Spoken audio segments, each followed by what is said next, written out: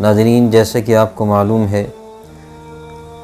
6 اگست 1945 کو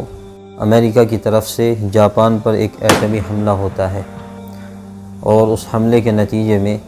80,000 لوگ آنن فانن مارے جاتے ہیں، سینکڑوں زخمی ہوتے ہیں، لاکھوں اپنے گھروں سے بے گھر ہوتے ہیں اور بڑی بدتر صورتحال جاپان کی اس وقت میں ہو گئی تھی۔ تمام تفصیلات موجود ہیں، یہاں بتانا صرف یہ ہے کہ اس وقت ایک بچہ جو اس حملے میں بچا تھا وہ اپنے بھائی کو اٹھائے ہوئے کہیں جا رہا ہے اور اس کی ایک تصویر وائرل ہوئی تھی، وہ عالمی آئیکن بن گیا تھا۔ جو آپ اسکرین پر دیکھ رہے ہیں یہ پہلی جو تصویر ہے اسی جاپانی بچے کی ہے جو 1945 کے دوران جاپان پر کیے گئے ایٹمی حملے میں بچ گیا تھا، تو وہ پوری دنیا کی توجہ کا مرکز بنا، عالمی آئیکن بنا۔ اور دوسری ایک تصویر جو آپ دیکھ رہے ہیں یہ ایک فلسطینی بچے کی ہے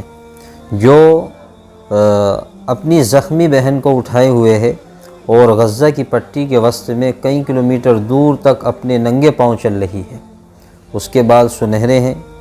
اس کی زبان عربی ہے اور اس کی جو شناخت ہے وہ فلسطینی ہے،